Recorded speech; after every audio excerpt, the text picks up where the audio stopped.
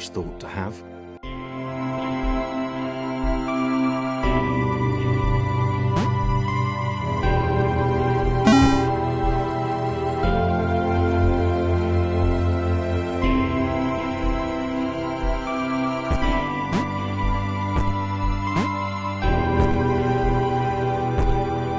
Thomas decided to start listing his observations for posterity.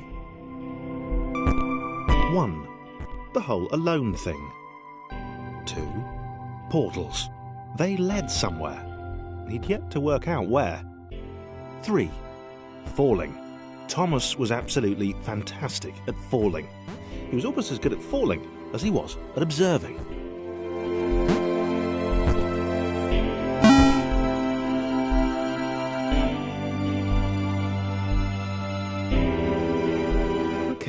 Interesting. Thomas couldn't fall past this block. Think, damn it, think.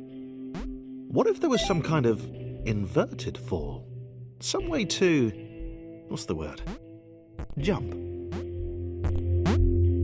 It worked! Thomas had solved the great inverted fall mystery.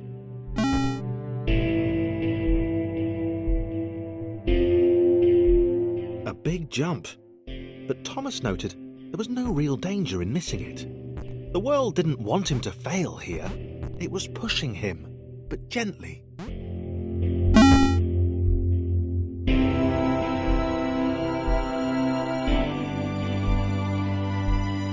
This all seemed a little dangerous. The world was not to be trusted. It was unstable, and it seemed to Thomas that it could let him down at any moment. He was starting to suspect it might even be doing so on purpose. Nah, paranoia.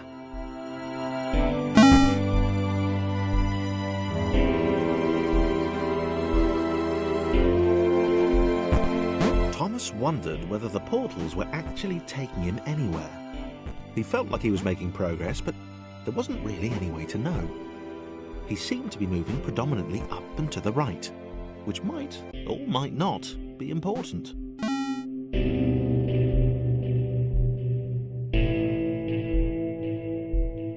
It might have been paranoia again, but Thomas could have sworn the world was becoming more complicated. It always seemed to be one step ahead of his skills. It had been designed just for him. He wondered why. Was the world testing him? No, too obvious.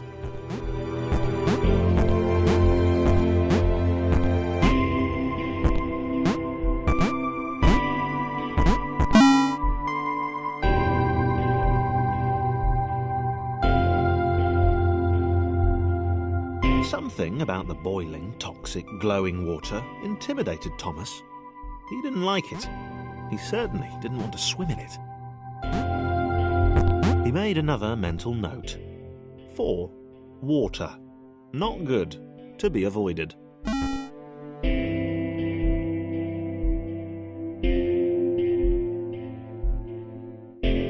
The loneliness was getting to Thomas. No amount of observation or obsessive note-taking could combat that.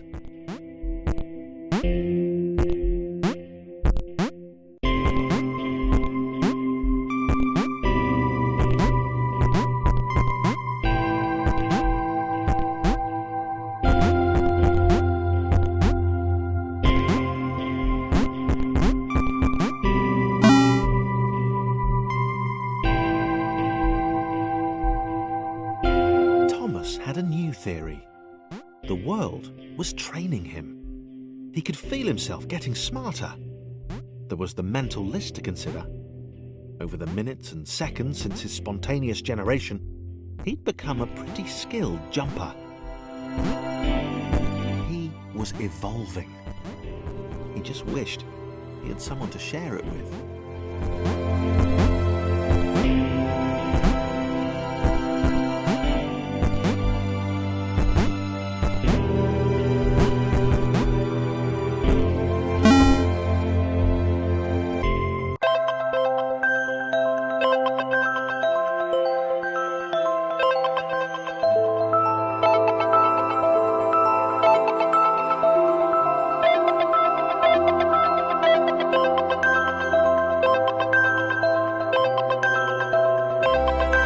Chris took an immediate and deep dislike to the skinny red rectangle. Who the hell did this Thomas think he was?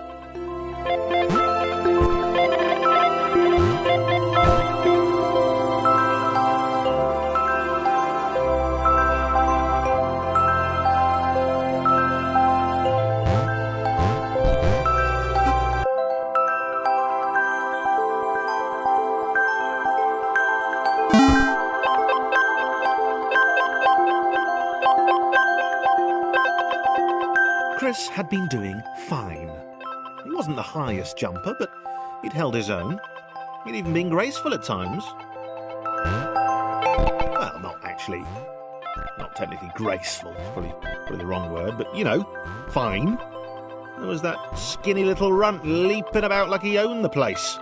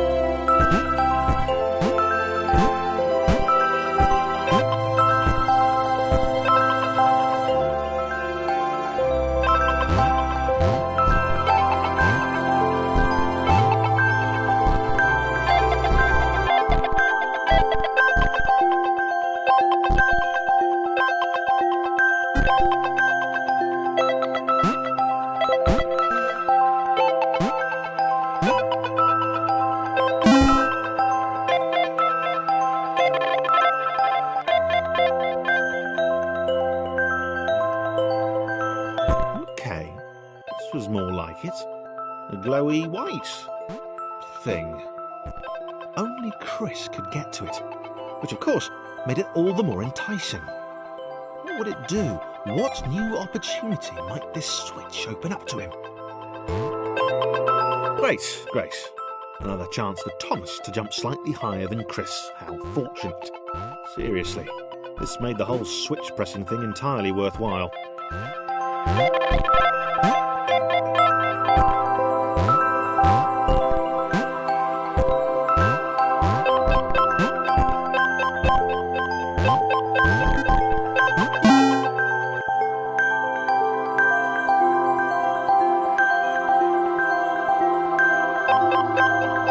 Was this good? Because on the surface, it did not seem good. Chris was pretty scared. Little Red seemed fine, happy to be on his merry little adventure. Chris couldn't shake the feeling that things had taken a significant turn for the worse since Thomas had joined him. Sure, he'd been able to piggyback his way to ever so slightly higher platforms, but where had that got him? Well, to ever so slightly higher platforms, which was sort of his point.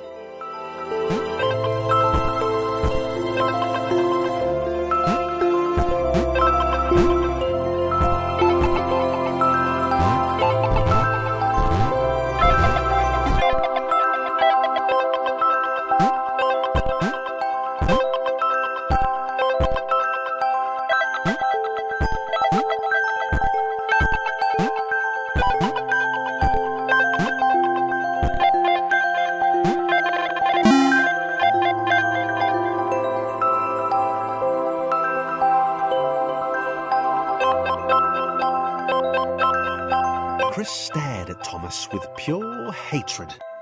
He seemed so very happy at their situation. Friends together, a brave fellowship of quadrilaterals on a quest for greatness. That would be fine.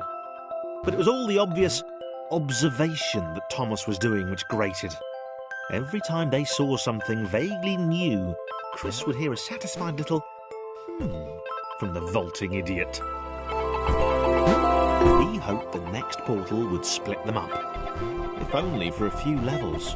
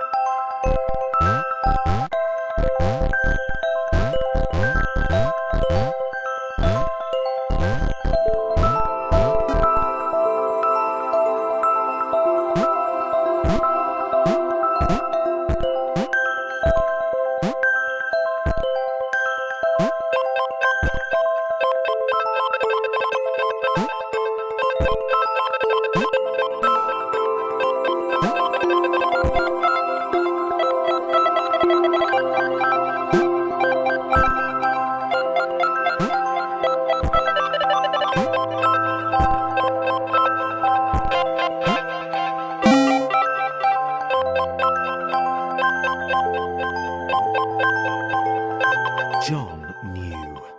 He knew that this was his chance, a moment to shine. This was game day.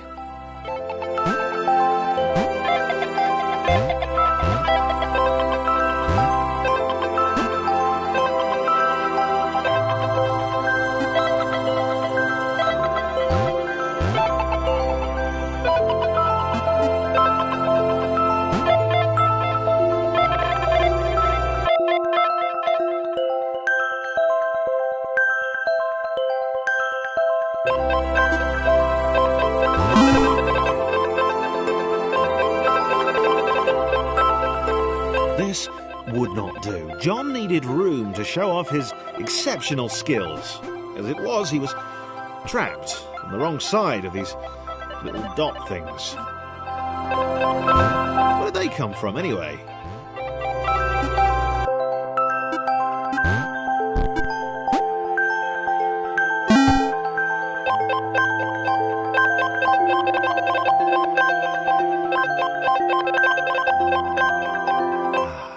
John inhaled the air of the open space, and it smelled of awesome. Time to flex those muscles, to put his training to use, time to show those little dots how it was done. John decided to press the switch to let the little dots catch up with him. John cared for his new allies. You could tell from the sympathetic expression he'd practiced in the mirror all these years.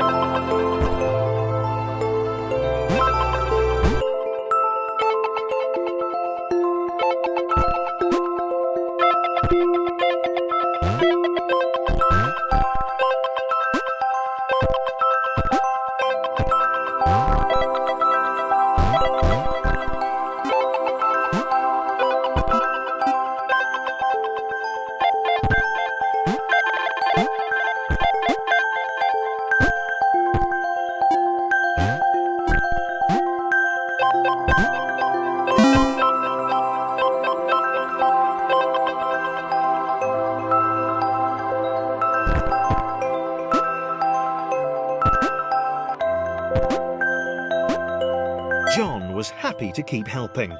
He felt it was important to his image that he was seen to help the little guys.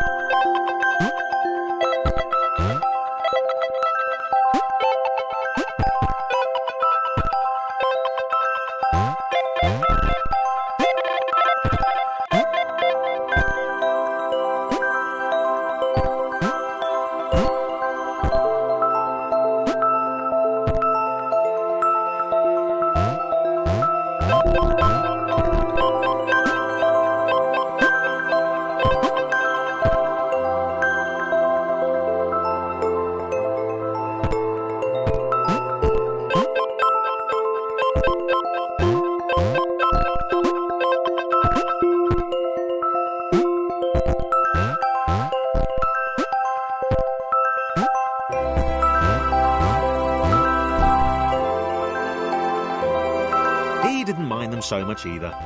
The red one, Thomas, had a charming way of applauding every time John jumped.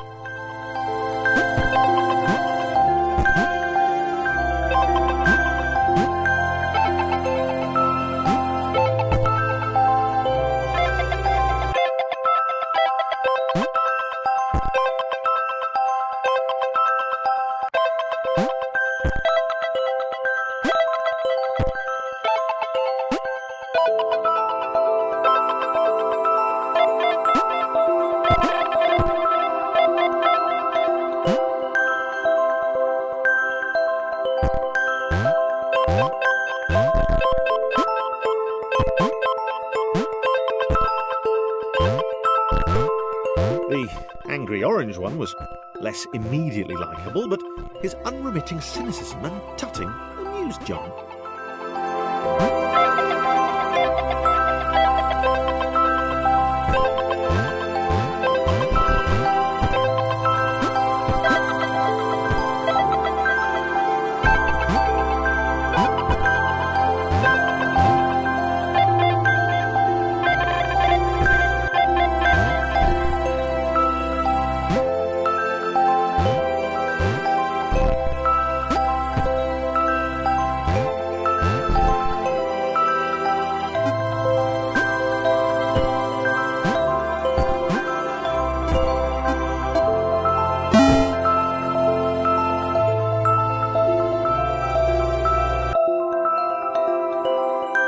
This was interesting.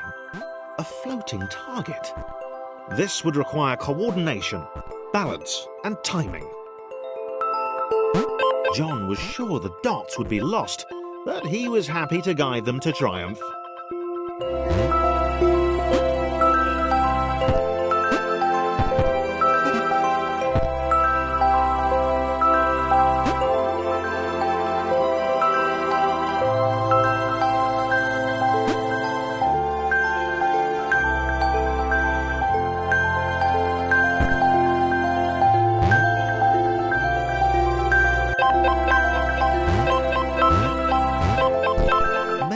That's what the dots were for.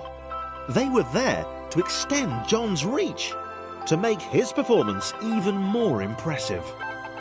John liked the thought. He decided to keep them.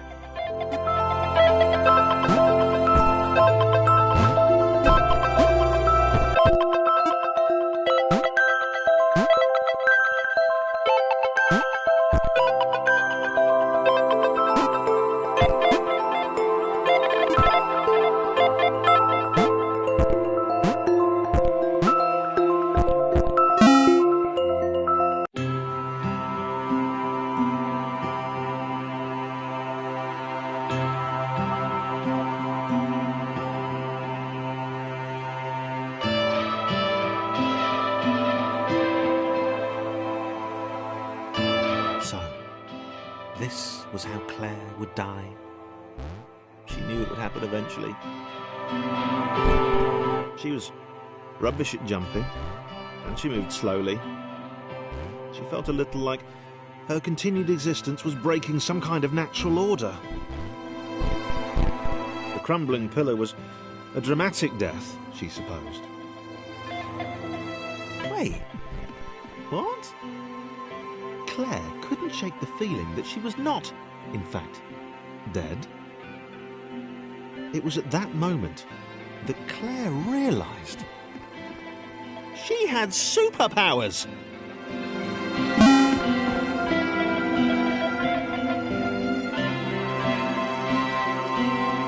She'd need a cape.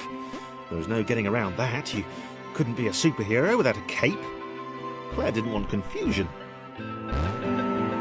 If you saw a cape, that made matters clear. You knew what you were dealing with. Claire was all about communication. And, you know, floating in water, which was her superpower.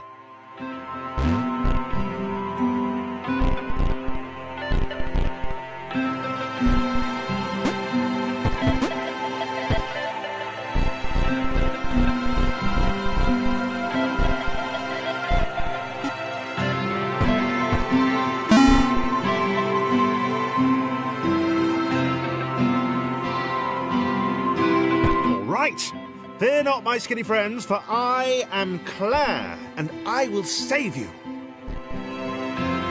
Claire needed to come up with a superhero name as soon as possible. Claire is rubbish.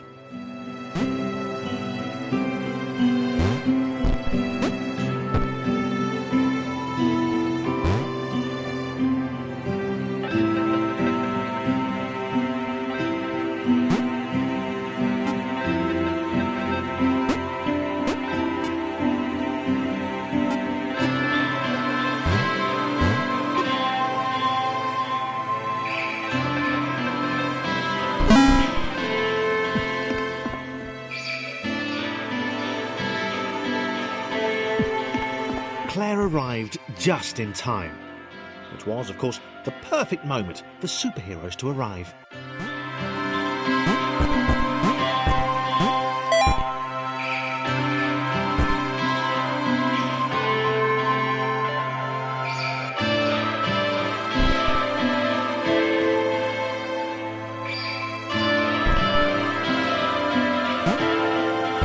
As the water began to rise, Claire vowed to save this little rectangle in as many restarts as it took.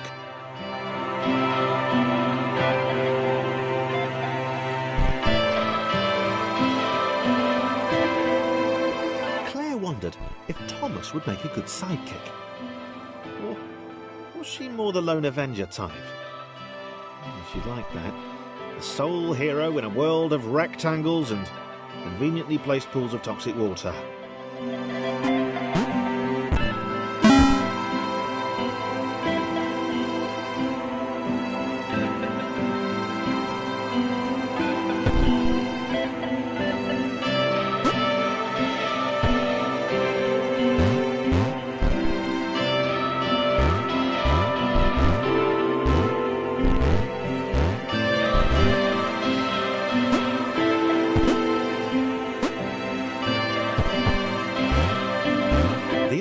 Told Claire that staircases were a bit of a fixture here.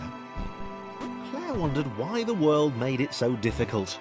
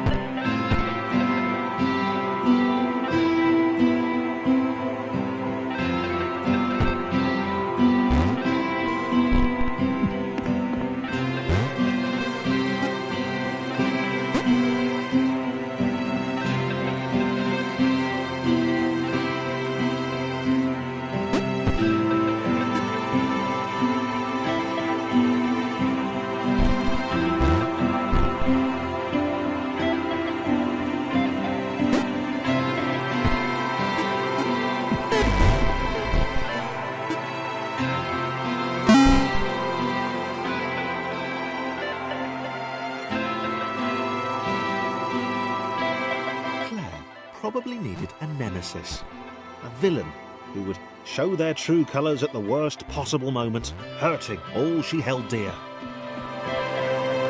Chris was the most obvious choice. He seemed stroppy enough, and his jump was so pathetic that it conveniently avoided Claire's insecurities.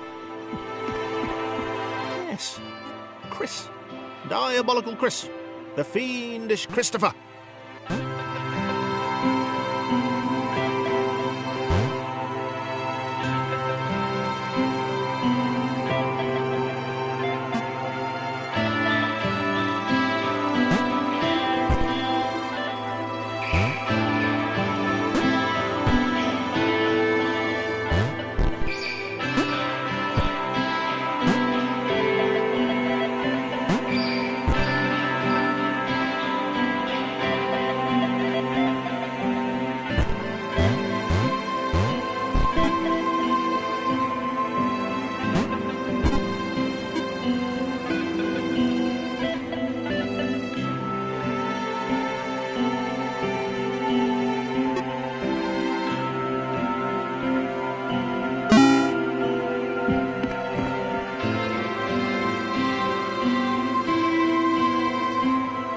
Wait, where had Chris gone?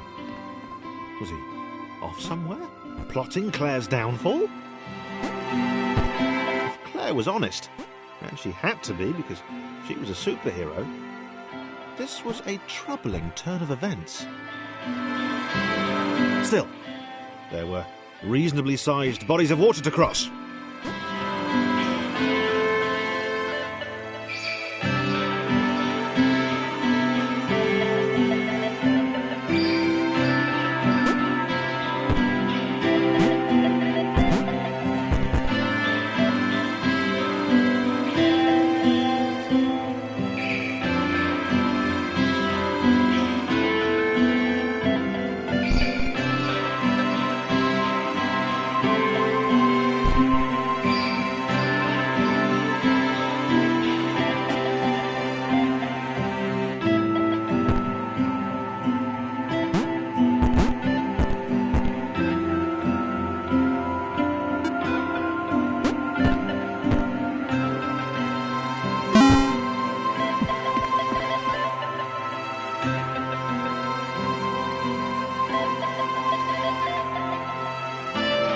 Platforms over water, eh? Claire's newly heightened senses told her that there were multiple paths across with various possible configurations of the little posse.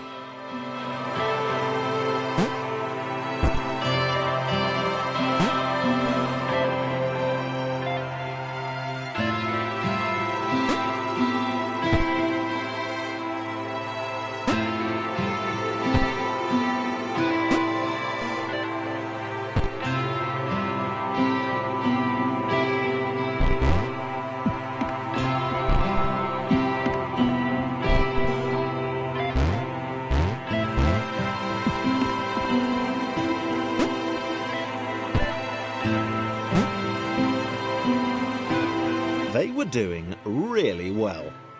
Claire hoped she could get them all across. John was fully aware he could do this alone. Thomas hoped he'd never have to.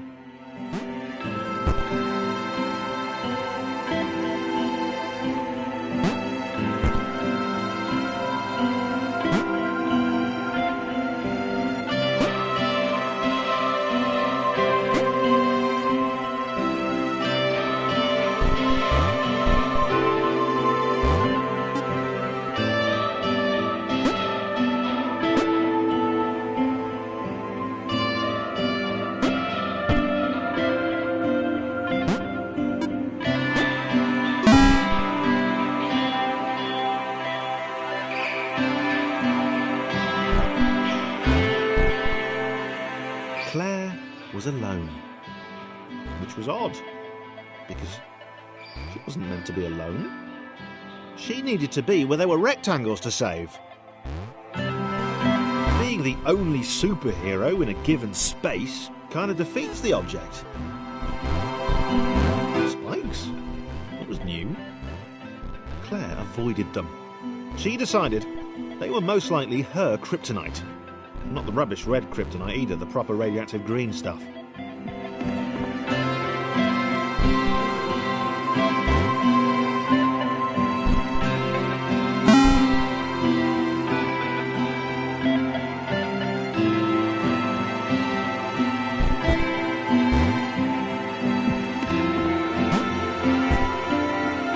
Wow.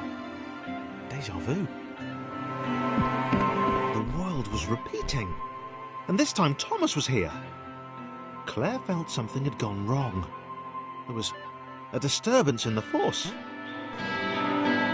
Something had altered the Matrix. The world was reacting to their progress. It was amassing its forces. It was plotting against them. Claire finally had a nemesis.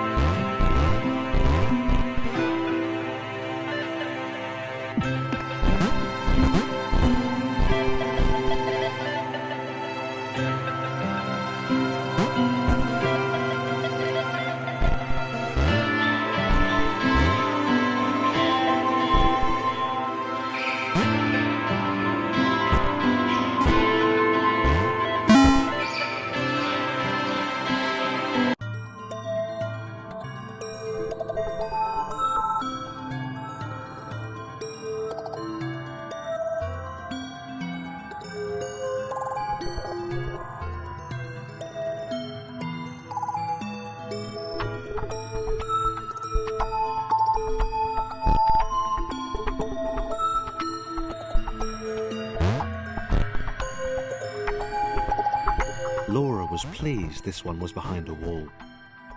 Maybe he'd never know what she could do.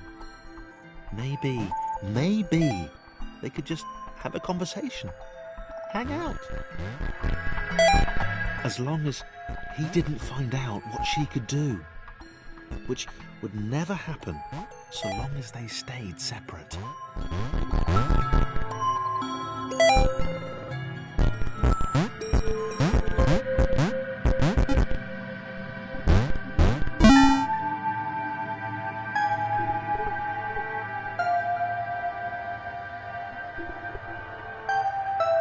Laura didn't have time to worry about the ominous pixel cloud. It had been following her for some time, and it had kept itself to itself until now. More important was the little orange thing, which was looking at her in a way that she kind of, well, liked.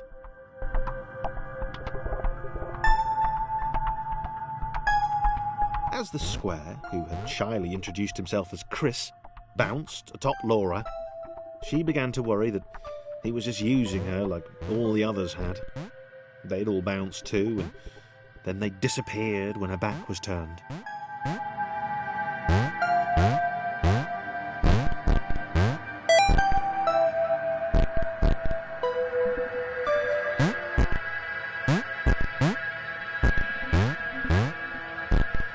Only the ominous pixel cloud ever remained, looking a little bigger and a little less hungry with every disappearing friend.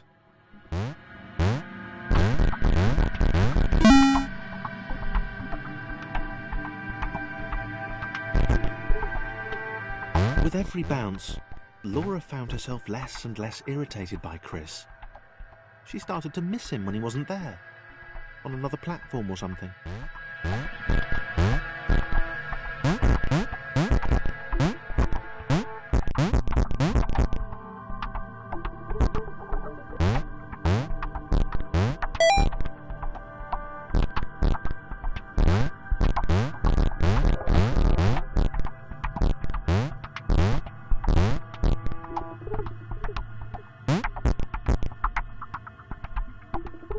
She'd wonder what he was up to.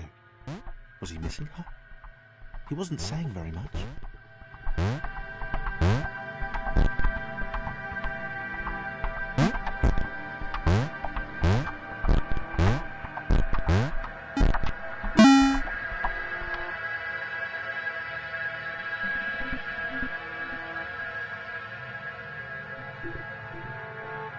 Chris was in love. She was perfect. He had to tell her so. At some point, he would definitely tell her. Probably best to wait for a moment the large, ominous pixel cloud wasn't about, though. Yeah, probably best to wait.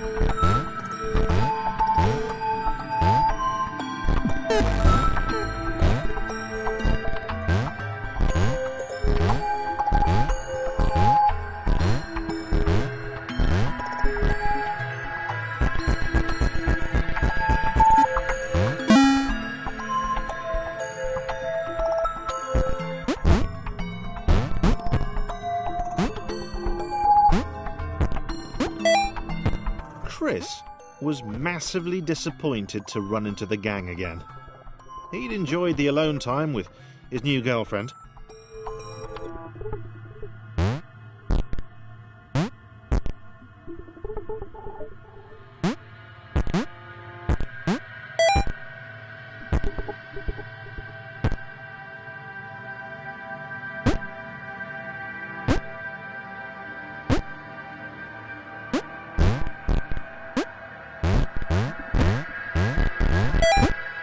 Was it too early to refer to Laura as his girlfriend?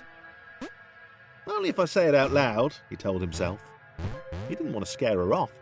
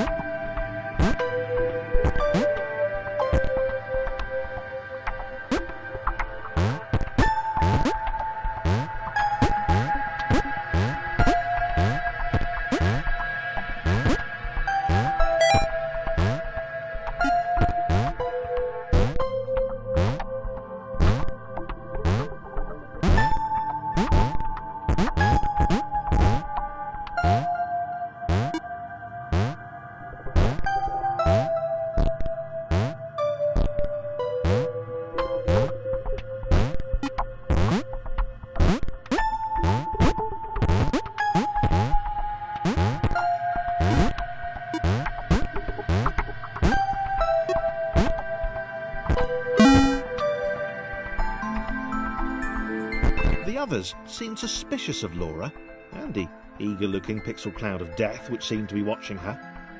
Sure, they'd use her inherent bounciness to reach slightly higher jump points, but they wouldn't strike up a conversation with her. Chris found them rude.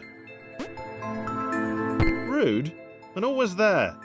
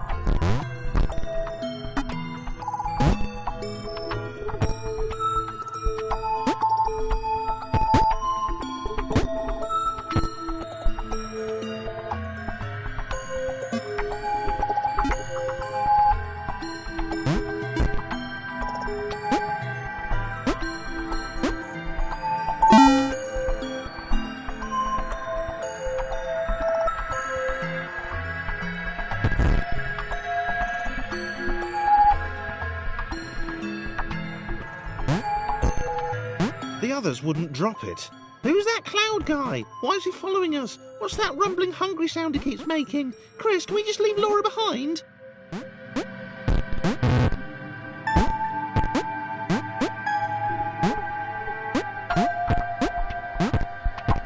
Rude.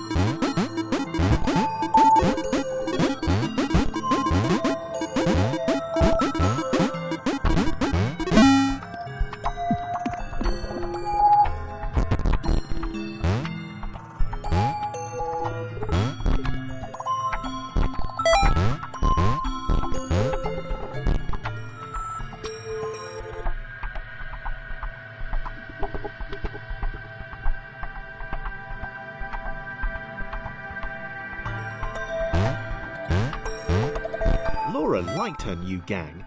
She liked Chris. She liked having friends. These ones seem to be sticking around too. Not like those losers from before.